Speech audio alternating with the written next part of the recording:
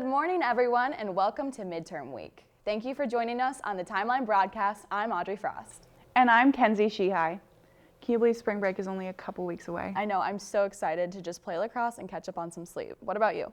I'm gonna hang out with my friends. We wanted to hear your plans for spring break. Here's what you had to say. Take a listen. What do you guys plan for this spring break? Preparing for spring ball, for football. Yes, sir. So that's working out, maybe doing a little on-field action. Yes, sir. Oh, right on. Probably just gonna head home and hang out with some family. I'll also see some family, and I'm gonna work at my internship more. I'm actually going with MOBAP to Florida this spring break, so I'm really excited for that. Oh, right on. What do you look forward to on the trip? I'm looking forward for the beach, the nice weather, and just having a good time with the boys. All right. Well, you have a good one, man. I appreciate it. Today is a busy day on campus, so make sure to check out all the great events. Starting with a panel discussion at 3 p.m. in the Performance Hall, hosted by the Association of Black Collegians. ABC will host a panel discussion on the importance of marriage and family structure in the Black community and how it affects the next generation. The panel will consist of MBU faculty, staff, and students. All are invited to come with an open heart and open mind as we celebrate Black History Month with this educational event. Next week, ABC will host an inaugural citywide Black Tie Gala in the Great Hall on February 27th. Doors will open at 6:30 p.m. and the event will start at 7 p.m. Also tonight is opening night for MBU Theater's Into the Woods. Your favorite fairy tales intertwine in an epic story about wishes, families, and the choices we make. Tickets are on sale now at MBUboxoffice.com and in the Fine Arts Office. General admission in advance is $15 and $18 at the door, so come out and enjoy a great performance. The Office of Resident Life is currently accepting applications in their search for the next group of resident assistants on campus. Dylan White has more on this story. As spring approaches, it means MBU's Res Life begins their search for committed, exceptional students to join their team of resident assistants. RAs are the primary managers of the dorms on campus and do things like enforce rules and procedures, safety codes, and perform weekly room checks. RAs are also responsible for helping create the unique sense of community that MBU has to offer. I spoke with Director of Resident Life Tara Schertz about some of the qualities they look for in applicants. So some qualities that we look for is someone who is definitely a servant leader. It's not always the best and glamorous job. Sometimes things are really hard and difficult, and we want them to be able to still be able to be a good student and be able to serve the people that they're around. And it's always hard when you're serving people that are your peers. If you're interested in applying, your time is running out.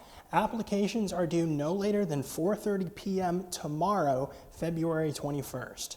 Just go to mobap.edu and search Resident Assistant Application to apply. You also must sign up for an interview slot outside of the Resident Life office in Spartan Village 503 for your application to be considered complete. For MBU Timeline, I'm Dylan White. Back to you. Thank you, Dylan. And here's Trevor with sports. Thanks, ladies. The MBU softball team traveled to Mississippi for the Blue Mountain College Tournament, where they split both days, and Delissa Dennison posted an outstanding 1 ERA over the weekend and takes home the AMC Pitcher of the Week honors. The 2-2 Spartans traveled home to face Avila University in a doubleheader that is scheduled to start in just a couple hours. Head on over to the softball field at 2 p.m. to cheer on the Spartans as they try and get their record over 500. The baseball team also split in their road trip to Kansas City, dropping one game to Central Methodist 6-1 and taking the other one from Baker University 7-3. Spartans left the great state of Kansas with a 2-4 record on the year as they go into AMC play this Friday against Central Baptist University in Arkansas. Good luck, guys. Women's bowling maintains a steady pace as the regular season winds down. This past weekend in Indianapolis, the Spartans placed 20 spots higher than last year at the Hoosier Classic. Spartans totaled over 7,800 pins in the tournament, landing them in 38th place. Haley Dunn was a key contributor for the Spartans as she averaged 183 pins and finished 120th in the overall standings. They head to Iowa next weekend to compete in the Heart of America Athletic Conference Championship. The men's rolled through the Hoosier Classic to a 59th place finish. A spotlight for the Spartans was the performance by Zachary Johnson as he finished 21st out of a field of 246 bowlers. He logged 2 scores over 200 and hopes to lead the charge into the upcoming tournament in Iowa. Knock 'em dead, Spartans. Senior Delissa Dennison didn't just win herself the AMC Pitcher of the Week, she's taking home our Spartan Athlete of the Week honors. The Spartans ace shoved this past weekend, striking out 11 and walking just 4 in 14 innings. Great job, Delissa, and good luck today. On to the hardwood, guys. Men's volleyball faced off against St. Xavier after beating Clark 3-0 earlier in the day. This Valentine's Day matchup was a tight one all throughout, as we see Mario Lucas here spiking it down to give the Spartans game 1. Into the second, we see some great ball movement as the Spartans grab an early 4-point lead, thanks to the tip from Luka Kajic. As the momentum carried us into the third, the Spartans' defense helped set up a missile by Drew Iliff. The 6'7" senior has been doing this all year long. Ultimately, the Spartans came out on top, taking 2 games on the day. Great job, guys. That's all for this week in sports. I'm Trevor Chaney. Back to you. And that's all for this week's Timeline Update in the news. We now leave you with a recap from the International Festival from a couple of weeks ago. See you next week.